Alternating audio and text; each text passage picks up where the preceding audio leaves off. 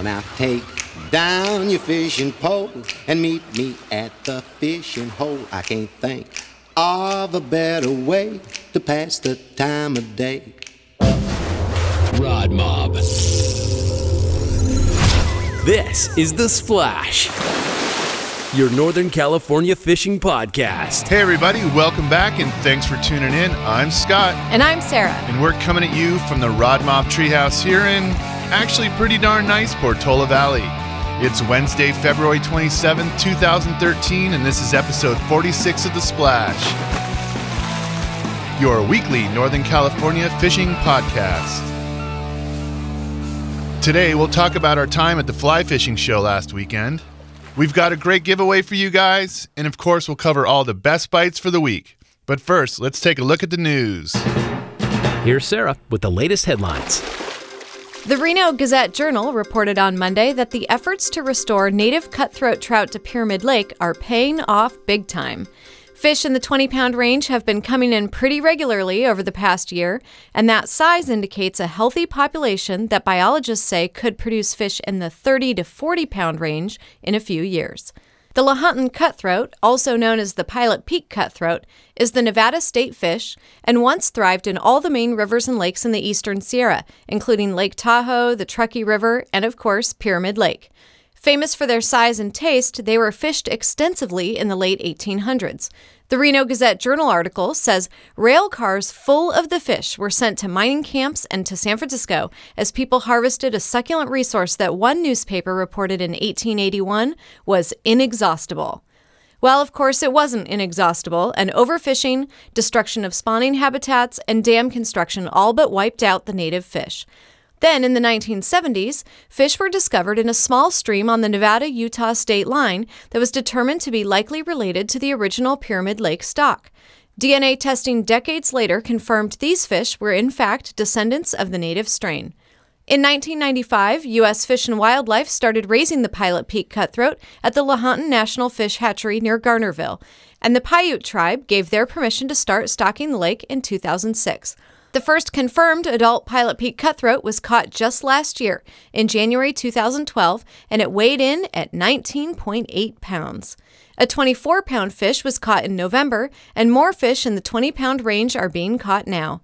All signs point to a successful reintroduction of the Pilot Peak cutthroat, and Pyramid Lake is starting to get a lot of attention from serious anglers looking to hook one of these giant fish. When the lights go down in the city and the sun shines on the bay.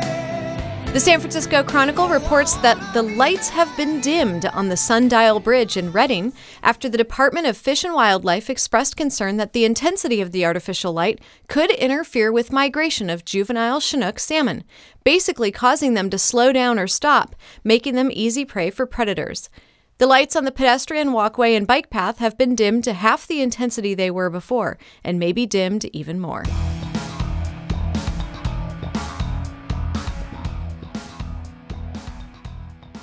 Researchers from UC Davis are trying to determine whether flooded fields could be used as massive nurseries for young salmon.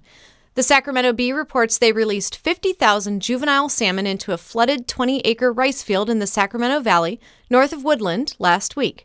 The area is known as the Yolo Bypass, and when it floods, it can be a good spot for salmon because insects thrive there and it's shielded from predators. This study is trying to determine whether there's a good balance between flooding and rice planting so that fishery benefits and agriculture could coexist in the same area.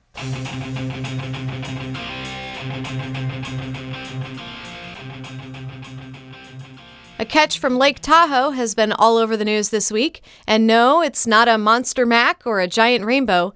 This was a 1.5-foot-long, 4.2-pound goldfish.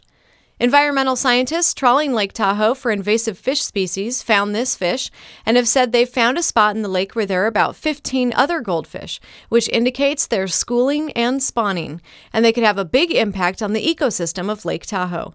The fish were probably dumped in the lake by aquarium owners. Aquarium dumping is becoming more and more common, and it's dangerous to native wildlife. A recent report found that the aquarium trade has contributed a third of the world's worst aquatic and invasive species.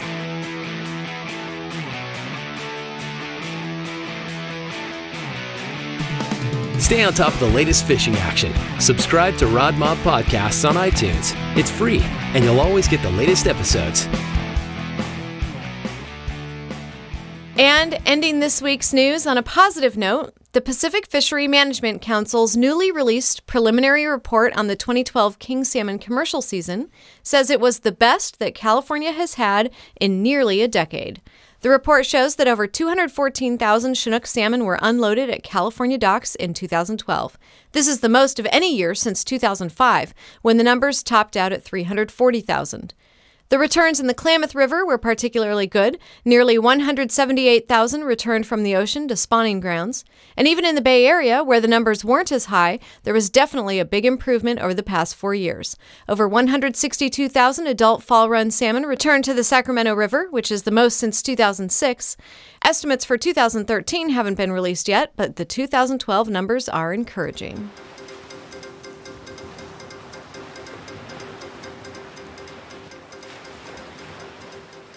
All right. Well, last weekend we were out at the fly fishing show in Pleasanton, which is a pretty big deal. We attend every year, but this was our first time having a booth there. Yeah, in fact, last year we went and did some interviews, and that was the very first episode of our podcast. We were there Friday through Sunday. It was a great show. I had a good time. Yeah, we especially enjoyed meeting listeners who came by the booth, so thanks to all of you that stopped by. We also got a chance to spread the word about RodMob to a bunch of new people that were hearing about us for the first time. We got a lot of nice feedback and a lot of positive reactions. And actually quite a few people would come up and say, "This is great. How come I've never heard of you guys?" Well, we don't have a big budget right now for a lot of advertising and marketing, so we really depend on word of mouth to help get the word out. So if you're a fan, please tell all your friends and help spread the word about the RodMob. Or give us a marketing budget. Anyway, the show is really cool. It covers everything in fly fishing. There's a ton of seminars and casting demonstrations. There's all kind of cool fly fishing gear, books, getaway trips, fly tying, conservation info, float tubes, fly fishing art, and magazines. One of my favorite magazines is California Fly Fisher, and I got a chance to talk with Richard Anderson. Here's a little bit more about California Fly Fisher. Hi, I'm Richard Anderson. I'm the publisher and editor of California Fly Fisher magazine. We're a publication that's been around now for 20 years. We focus on fly fishing in California, as you can tell from the title, California Fly Fisher. Fly fishing for trout in-state, fly fishing for warm water species, the variety of warm water species, fly fishing for saltwater species in the surf zone and also in the blue water area. It's a magazine which has a lot of utility for anglers in California, but also it's just a darn good read. We strive for high quality writing, high quality information. It's found primarily in fly shops throughout the state, but you also online at calflyfisher.com. You can find it in some select newsstands, although newsstands are closing as we speak, so that's a problem, obviously. But anyway, it's a great publication, and if you have a chance, look for it. Another cool magazine I was checking out was Fly Fusion magazine. Here's what they're all about. Fly Fusion is unique in the fact that it focuses on the how-tos of fly fishing as opposed to the where-tos. And that approach has got us subscribers in 16 different countries. They'll touch on still water, rivers, streams, some salt water. Each magazine will have some tying and casting techniques in it. Steelhead column, a regular thing, and any manners of fly fishing that you can imagine. How can our listeners learn more about the magazine?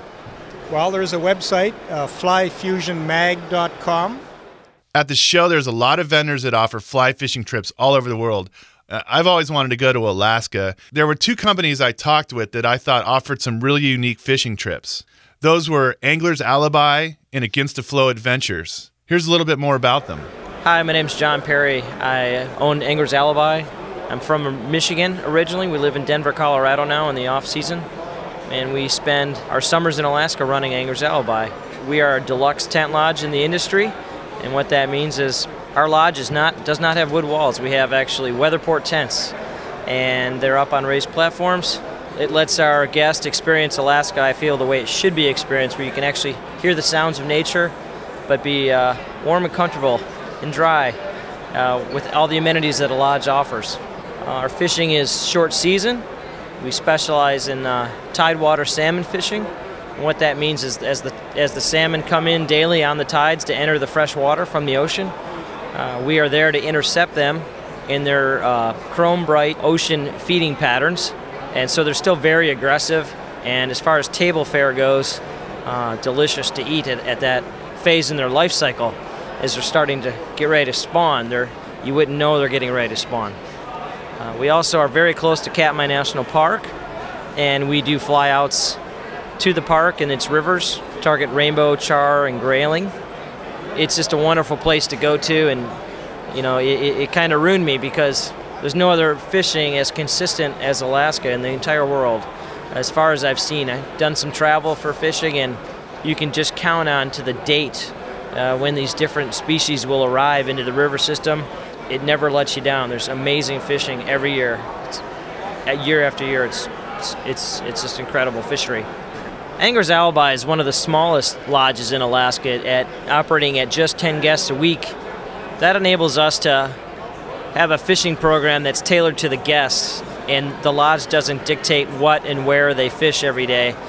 The guests get to dictate what they want to do on a daily basis. The lodge life at camp at Anglers Alibi is pretty relaxed. Our meals are fantastic, comparable to lodges that cost much more to go to per week than our price point. It gives guests more of a real feel of Alaska. We have 9 staff members and 10 guests, so it's almost a 1-to-1 ratio, so you can better believe that you're well taken care of, and attention to detail is of great importance to the hospitality side of our lodge, and I think that's a big factor in why we have such a high return rate, always aiming to exceed our guests' expectations. We take 10 guests a week. We're only open 7 weeks of the summer, starting July 1st and into mid-August, and we have an 80% return rate or better of our guests. So space is always limited, but there's always space for newcomers every year. We're not 100%, so there's always new blood. And be careful when you come up for one trip, because most people come again. The name of our lodge again is Anglers Alibi. www.anglersalibi.com. My name is John Squires, and along with Joe Hunter, I'm an owner of Against the Flow Adventures, and we specialize in taking people on Alaskan wilderness float trips, fly fishing, and what I mean by real wilderness is we choose the not-so-famous rivers, and we'll trade off the giant once-in-a-lifetime rainbows for the whole total wilderness experience. So we're catching fish that haven't been caught dozens of times before. We don't walk around the corner and find a guide staking out a hole down there. There's no float planes around the corner. Specifically choose rivers with no lodges on them. And we spend 8 days in the wilderness, 8 nights in the wilderness, and camp out. We're kind of like a Cadillac camping experience. So good food, great fishing, not regimented like, and it really, I don't mean to put down the lodges, they're wonderful. And we realize our niche is not for everybody. But one good thing about being on a wilderness trip with us is it's not regimented. So you get in almost double the amount of fishing time in a day. And of course up there you can fish till midnight. Yeah. So that's what we do. Cool. Can you talk more about the camping experience? Sure. We have, of course up there you need quality gear. As you know, it will rain. There will be bugs at times. It's not as bad as people think. First thing people usually ask is about the bears. I find that the bears up there are much more well behaved than our California bears. They have plenty of food. In fact, we find it challenging to get a picture of the bears at times because their immediate response is to run. But they're there and their sign are all over. So we have quality tents from REI. We bring comfortable chairs. We cook very good meals. The river we've chosen to float this coming year is the Koktuli River, right in the heart of the Pebble Mine controversy. And one of the reasons we chose it is because it has such good camping areas. Yeah, so we target, there's 5 species that we fish for, and we usually go in August so that we catch the silvers. That's generally when they run. We get dropped off in a tundra pond situation higher up, and that usually means right off the bat we're going to be fishing for grayling. Grayling are great fish. They'll take dries, they'll take wet flies. In addition to the grayling, we have Arctic char, Dolly Varden, rainbow trout, and then as we get down to the confluence with the larger river, the Mulchatna, we start running into the silvers, which is my favorite of the salmon fishing. So it's great fishing. It's a lot of egg-sucking leeches, egg patterns. You can catch them on mouse patterns. And it's, by the way, this is a wonderful place for beginners. People think, I'm just getting into fly fishing, I can't do that. Well, there's not a better place to learn because there's so many hours in the day to get instruction, and you will catch fish, which is important. Our trips are going to be in August this year, and the first trip is August 1 to August 9. Second trip will be August 12 to the 20th. Third trip, August 23 to 31. My phone number, is area code 209-993-8453. And Joe's number is area code 209-482-7677. And you can contact us at info@againsttheflowadventures.com, and our website is www.againsttheflowadventures.com. And yes, there were all the latest and greatest products, but there was one in particular that caught our eye. The booth was right next to us, and all weekend long we heard people talking about what a great idea this was. And seriously, it flew off the shelves. The product is called the Stay Clean Boot Puller. Here's Scott's interview with Eric, the inventor of the Stay Clean Boot Puller. All right, so I'm here with Eric from EK Outdoors. He has the Stay Clean Boot Puller and storage shelf. It's got to say one of the more popular products here I've seen at the show. When I first walked up, I told myself, wow, that's kind of genius, and it's very cool. And Eric, how's the show going? And tell us a little bit about your product. Show's going real good, Scott. Thanks. Let's see, the product actually I invented about 25 years ago in my garage with some wood from my old days of trying to switch out my waders in the parking lots and stepping in mud and water and so on and so forth. I happen to have lost my job about 5 years ago, thank God, and I was kicking around the old wooden boot puller, and I thought I'd give this thing a shot. So now we have a patent pending product, and it's doing quite well. It's at some of the larger retailers across the U.S., including Cabela's and Bass Pro Shops and Orvis and Max Prairie Wings down in Stuttgart, Arkansas. So, yeah, it solves a real problem. I'm not the most in-shape guy in the world, and have had my problem. I even had to drive home one day and have my wife pull my shoes off one day when I was a little tired and had a little too much padding in my waders. So it's a very helpful product. Right. And it's, Scott, it's not only a great device to pull your shoes, boots, or waders off of. It's a device that allows you to stay up off the mud, keep your hands and feet clean and dry. So there's three, for those of you that haven't seen it, there's 3 locations that you can actually step on the boot puller. And one location is always reserved to keep dirty for your muddy boots, waders, or shoes, and the other 2 locations are for your clean and dry socks. And if you go to www.staycleanbootpuller.com, there's a full demonstration on there that'll show you exactly how it works. And you can also click on the retailers and order right from there, or from my website if you like, but actually I prefer you to order from my customers if you would.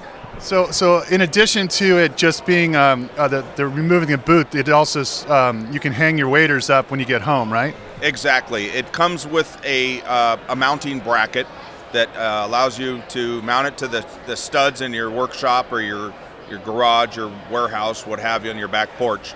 And you want to mount this little bracket, and the screws are provided as well, about eye level or so if you're hanging waders. And then you simply just mount the Stay Clean Boot Puller right onto this bracket, and now you have a ventilation system where you can not only hang your waders to dry. There's hooks on both sides of the Stay Clean Boot Puller to where you can put a full-size or oversized coat hanger. You can put hats, nets, duck calls, backpacks, you name it, can hang from these hooks. It's a great little device. And it's definitely light and seems really well built, strong, and it definitely will fit in your car, back of your truck or your trunk of your SUV very easily. Yeah, it's a pretty versatile product. By the way, it's made in the United States of America, and it's made of 100% recycled material. Literally, you can throw it around in your truck. I've had no damages so far, and I've been out in the market about 1.5 years now. Had no reported damages. Thanks for joining us today, Eric. Thanks so much, Scott. Actually, we thought the Stay Clean boot puller was so awesome, we got our hands on 5 of them to give away to you guys.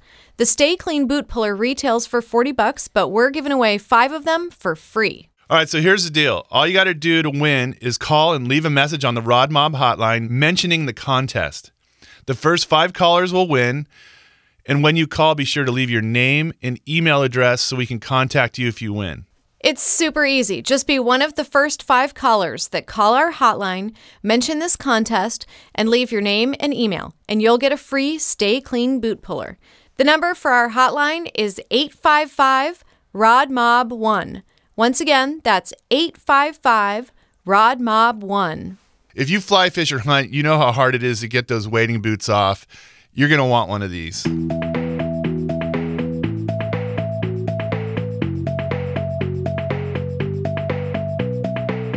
Well, that's it for the headlines. Now for some tight lines. Here are the latest reports on the best Northern California fishing.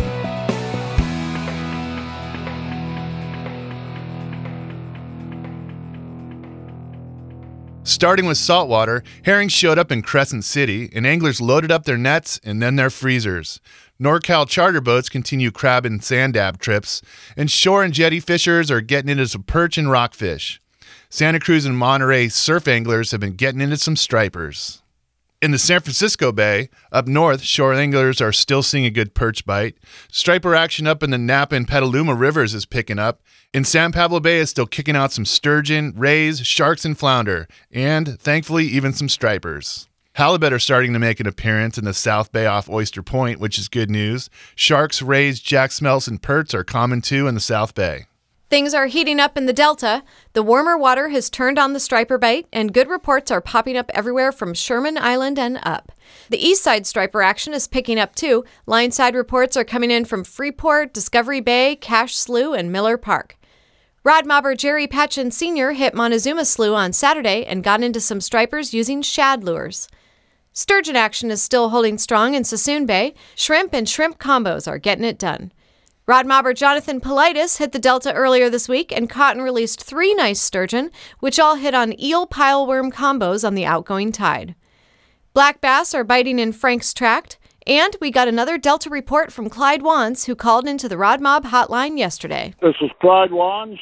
Just got off the water on Tuesday. I'll give you Monday's report first. I fished off the bank for just a couple hours at Merritt's Landing. I've seen one fish caught 58 inches, and another one on up from me caught, and here it was around 90 inches. 2 guys threw it in the back of a truck, and they got out of there before anybody could get their license number. But oversized fish, somebody killed it up there. And now on to Tuesday's report. Very, very windy on the Delta. 30-mile-an-hour winds, but we tried it anyway. We were down there, and 3 of us fishing. We quit kind of early today, but we went 35 mile for 2 hits and 1 fish to 4 pounds. We were down below Decker, place that's been producing for us, but not today. It's a pretty tough go. And only 1 other boat down there that we've seen, and he had 1 fish. Talk to you later. Bye. Thanks, Clyde, and that sucks to hear about that oversized fish. That kind of stuff gets my blood boiling. We want to hear from you. Got a fishing report, a tip, a review, a comment on the show? Drop us a message on the RodMob hotline. Then listen for it on an upcoming episode.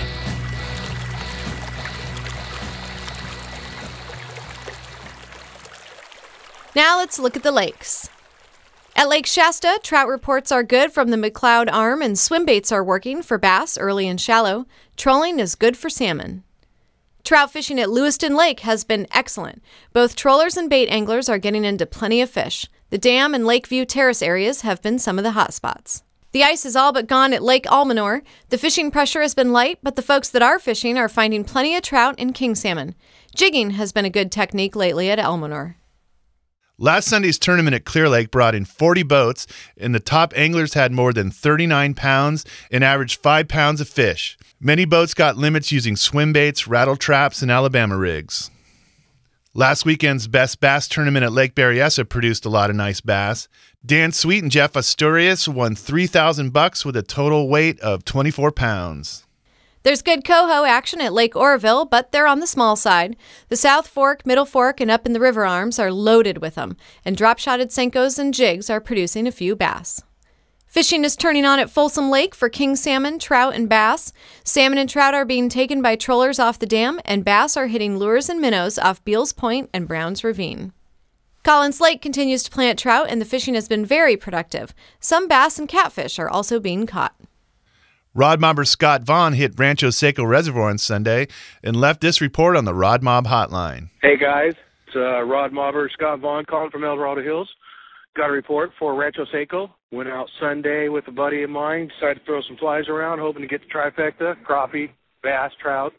Unfortunately, cold front came in on Saturday, dropped the water temperatures down to about 48 degrees. We had a high of about 51 in certain areas.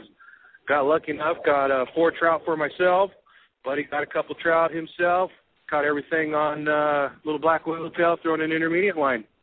Looking forward to this water heating up, and hopefully next weekend it'll be much better. Thanks for the report, Scott, and it was great to meet you at the show. We want to hear from you guys, too. Leave us a report on the RodMob hotline, 855-RodMob1.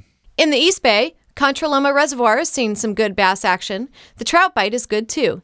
The East Shore and near the boat ramp have been productive for anglers tossing power bait and crawlers.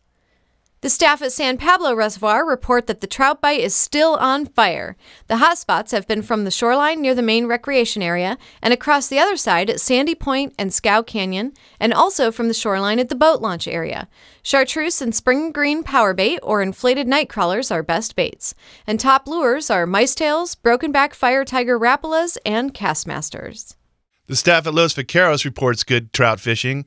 There are nice fish being caught every day, averaging from 1 pound to 2 pounds, with fish up to 7 pounds. Cowboy Cove and South Cove are good spots for bait, and Peninsula Cove or the East Cove are good for trolling. Anglers at Quarry Lakes are getting consistent limits of trout using power bait off Kiosk Cove and Fisherman's Row. The striper bite at San Luis Reservoir is getting good as the water warms up. Anglers are reporting limits. Jumbo minnows have been working, and Western Outdoor News reports that guide Roger George of Fresno landed a 41.5-inch, 30-pound striper last weekend while trolling. George has been targeting the dam, Romero Visitor Center area, and Portuguese Cove. And in the foothill lakes, the good trout bite continues at Lake Amador. Crappie and bass are active too. Good bank fishing for trout at Pardee continues near the Jackson Creek Spillway, Rainbow Point, and the Woodpile. Most anglers are using white and rainbow power bait with garlic. Trollers are working crawlers and spinners behind flashers shallow off Columbia Gulch and off the dam. Anglers are getting into some bass along the exposed rock edges along the shore with spinner baits. We saw a great report from Lake Comanche on the boards today. An angler got a quick limit of some nice-sized trout trolling at 25 feet around the dam. Lake McClure is hot right now for kokanee and king salmon. Fish are down at 50 feet around the dam and Barrett's Cove. And there's great trout fishing at Lake McSwain. The marina, handicap dock, and near the brush pile have been some hot spots. A lot of trout have been planted and they seem to be active. McSwain anglers are also having success targeting bass and crappie. Find us on Facebook at facebook.com/RodMob. In the Sierras, it sounds like you can't go wrong at Lake Tahoe right now. We're seeing great reports from all the guides. They're getting into plenty of Macs, Bows, and Browns. Monday, Tightline's Guide Service reported a great bite with quick limits of lake trout averaging 3 to 5 pounds. We haven't heard much from private boaters. If you got our Tahoe report, let us know. The ramp at Donner Lake is open and plowed. There's still some ice in the lake, but it's fishable. Shore fishing has slowed a bit at Pyramid Lake, but there's still fish in excess of 10 pounds being caught. On Monday, Jeff Morris brought in a nice 10-pound, 29.5-incher fly fishing at North Nets. On the rivers, the Klamath is still kicking out some nice steelhead around Blue Creek to Johnson's Riffle. Fishing on the Smith River has gotten tougher, but guides are still landing between 1 and 3 fish per trip. Mike Koopman's guide service landed a monster hatchery steelhead on Monday that was 38 inches long and weighed 23 pounds. On the Trinity River, boats are drifting a lot of the river, and shore anglers are finding access around Junction City, working roe, crawlers, and plugs. The fishing has been good around Douglas City. The great steelhead fishing continues on the American River. Spots like Sailor Bar, Sunrise, and the Hatchery are producing some nice bright fish. Boaters and shore anglers are having luck with plugs, night crawlers, eggs, and even flies.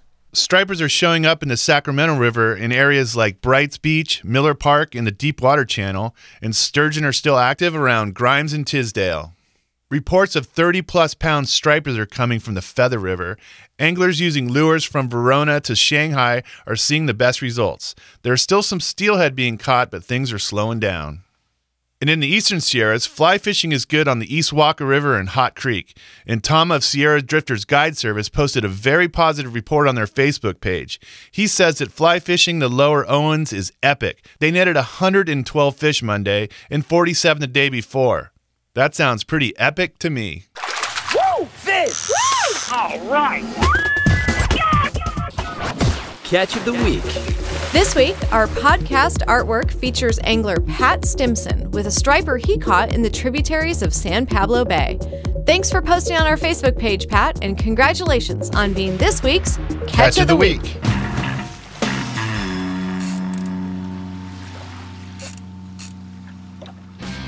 So we talked earlier about this cool product that we discovered at the fly fishing show, the Stay Clean Boot Puller, and I've got another little product review for you guys. I ran across this really cool thing on the internet recently, and it looked really interesting, so I had to get my hands on one, and I've been messing around with it for the last month. It's called the Loop Rope. I guess you could describe it as a much smarter and advanced version of a bungee cord. It's a stretchable cord like a bungee. It has little loops in it and a locking clip at the end, so instead of needing to find the right size bungee, the loop rope easily adjusts to any size by securing the clip to any of the loops. Another cool thing is it's way safer than a bungee. It has a locking clip so you don't have to worry about putting your eye out. I've been using the loop rope for about a month now, and it's been really, really handy.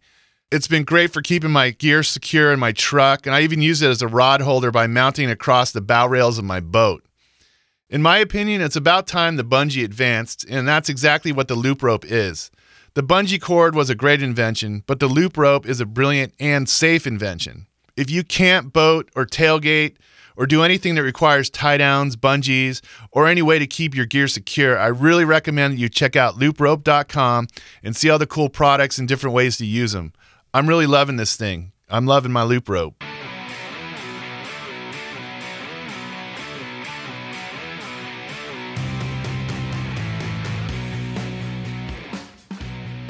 All right, now for our poll question. Last week we asked, what do you think about going barbless on lures? Well, 75% of you said you're for it. It's basically safer and enables quicker releases. 25% said you're not really a fan. And one person wrote in that all their flies are barbless. This week we want to know if you go on guided fishing trips or are you more of a do-it-yourselfer? Head on over to rodmob.com to cast your vote. Upcoming events you won't want to miss. Here's the RodMob calendar. On Thursday, February 28th, Randy Pringle will be talking Delta fishing at the Fisherman's Warehouse in Sacramento. The seminar starts at 6 p.m. Mark Doherty from East Cape Guides will talk Baja-style fishing at the San Jose Fisherman's Warehouse. Captain Mike Gravert of Intimidator Sport Fishing will cover how to catch spring stripers at the Manteca Fisherman's Warehouse. And at the Fresno Fisherman's Warehouse, John Poindexter will share tips and techniques for striper fishing San Luis Reservoir. All seminars are free and start at 6 p.m. Friday, March 1st is the opener for Rockfish in Southern California. March 1st through 3rd is the NorCal Boat, Sport, and RV Show at the Shasta Fairgrounds in Anderson. The show features dealers with boats and recreational vehicles, both big and small, on display. Other exhibitors feature camping equipment and RV supplies, boat engines, and all other type of boating supplies. Saturday, March 2nd is the annual PFIC Perch Derby held at the Berkeley Pier.